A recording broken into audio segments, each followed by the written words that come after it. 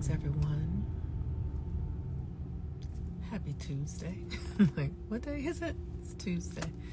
Happy Tuesday. I feel like I'm the Moon Mama. Today is the day that Mars rules, and we are in the depths of Scorpio season. The new moon in Scorpio happens tomorrow, very late on the West Coast. And Scorpio is the energy of transformation. Mars, it is a Mars day, and Mars is the original ruler of Scorpio. And Scorpio, Mars is about our attraction. Mars is about your will. And I think we tend to overcomplicate this stuff because your will is as simply as, the things you move around the world doing. You will yourself to that. It's like, I will go to work. I will go to school. I will eat dinner. All of that is Mars. It's the navigating tool for the 3D reality, because all of the 3D is masculine, because you can see it with your eyes. And there are rules here. Saturn governs the rules here, cause and effect. So what you put out comes back. But Mars is the vehicle by which you move through this realm. That is your physical body.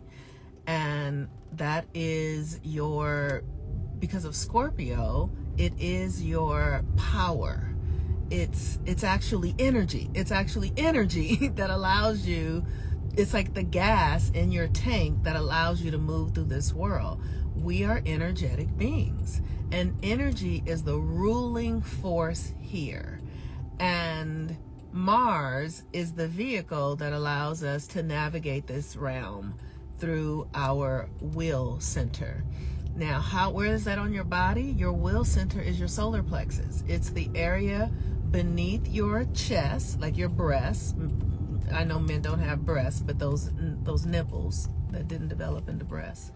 Beneath that and above the navel, that is your will center, your solar plexus. And if you don't have a strong will, like if you're someone who is much more feminine, much more receptive, like I have had a tendency to be, I've been much more receptive, much more susceptible, like open, like water, right? How water doesn't defend itself. It can change forms, but water is, it receives. And if you are someone who is very receptive, it is likely that you have not had a very defined will, because when you are very receptive, it's easier to follow somebody else's will, is what I'll say. And so I have been in the process of teaching myself to be more willful. The will is also connected to the ego. So or the animal, right? And those two can be conflated, but they are different. Your animal is your body, but your ego is the part of you that develops your sense of separation from others. Now, the ego can become toxic and become something where we will say, I'm better than the other. That's a toxic ego. It's like one eye saying I'm better than the other eye, because we're all necessary. But you do want to have a healthy ego. You never want to let go of your ego. You just want your ego to serve your spirit, which is the feminine within us all. And okay, so I feel like I've just said a lot. So today Mars is in Sagittarius, and Sagittarius is our faith.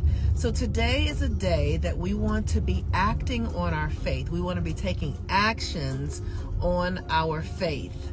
Now, because the sun is in Scorpio, whatever actions you take will be deeply transformational, deeply, don't forget your phone. They won't be easy things. Let's say it that way. Drop-off options in the app. With Mars in Sagittarius, following your faith, but the sun in Scorpio, and Mars being the original ruler of Scorpio, The things that you are stepping out on are challenging things, or things that might scare you, or things that feel, like a threat to your current self. Like, because the thing is, we're all in a state of deep transformation.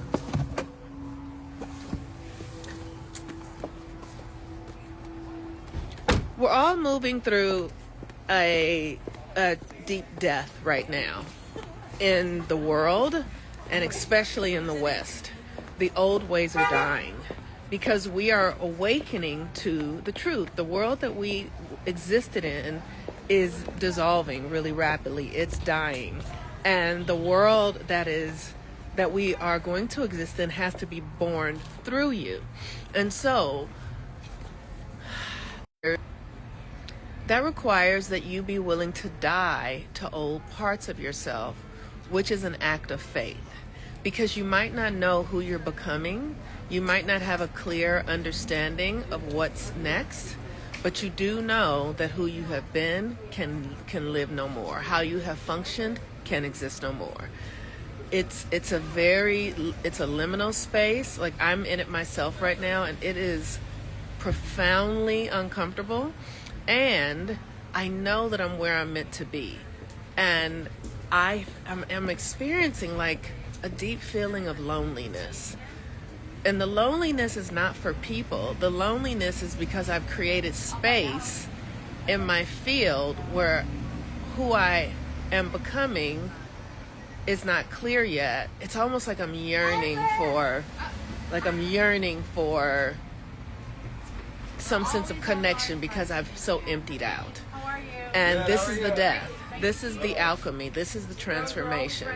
So as we are moving into this Scorpio New Moon, it is super intense, y'all. Like, it is chilly out here in Los Angeles. I mean, you see I got on a hat and a scarf and a sweater, and this is not our typical weather. But it's deeper than the weather. It's like death. It's a deep, like winter is coming, like the season of the dead. And Scorpio is when the veil is thinnest. But it's not death in a scary way. It's death in like a deep cellular way. Like what was here will never come again. That's the kind of death I'm feeling. Like, oh, there's absolutely no going back. That's the kind of death I'm feeling. There's no going back. So, the moon is in Scorpio, the sun is in Scorpio, Mars is the ruler of the day in Sagittarius.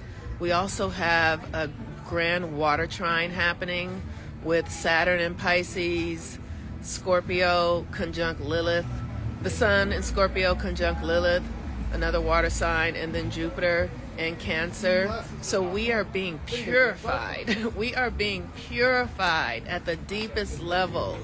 And it's asking you to let go of regrets, shame, like really look at these things. I've been asking myself lately about my emotions and like, where have I been envious in my life? And,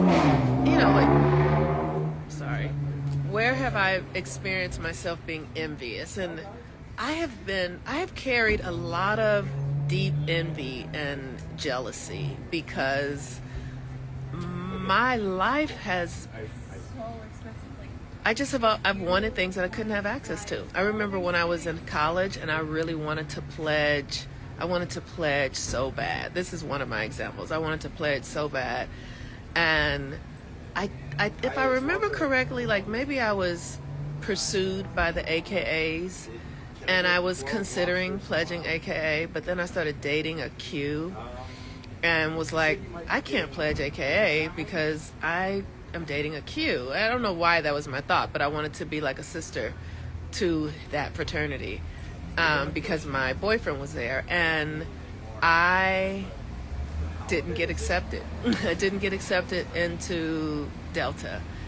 And I remember watching the girls be online and me being so envious of them having that experience. Like I was envious of the actual feeling, like they're singing together, they're marching together, they're dressed alike. Like I was envious. I wanted that. I wanted that kind of sisterhood. And I had a lot of envy for it.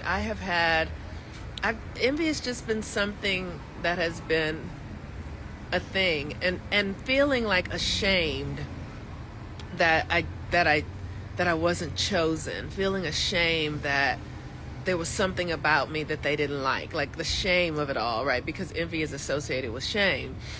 And then jealousy, but my point is that all of these emotions have to be released, y'all. Like I'm bringing them up because I'm looking at them because they block what's coming next. And so I'm looking at them to release them, to clear them, and being honest with myself because I'm making space for the new reality. And you cannot receive what is new if you're still holding on to what is old. So shame, unforgiveness, heartbreak, that thing somebody said when you were 17 years old that you're still pissed off about. Like, it's all of this has to go. Like, you can't just sweep it away. It will begin to make you sick. It'll depress you. All these sort of things. And so if you have things going on in your body, ask questions beyond like going to the doctor. Ask questions like, why is this happening? Because every physical ailment is connected to some emotional block. And if you have a physical ailment, you know what's going on. You know, if you give yourself permission to admit it, if you give yourself permission to know it, and you ask, like, why am I experiencing this? The body will tell you. And then you can do the work to release it. I have been really looking at, like, the reason we have to do this, or we get to, it's fun, is because your individual divine self, who you were created to be, who God created you to be, needs space to be, needs space to exist. And the person that you're becoming doesn't care if such and such lied to you, doesn't even care what your parents did, doesn't care about any of that. So you've got to get to the space where you release these things so you can become who you're here to be. All right, y'all. Peace and blessings. Have a really beautiful day. Bye-bye.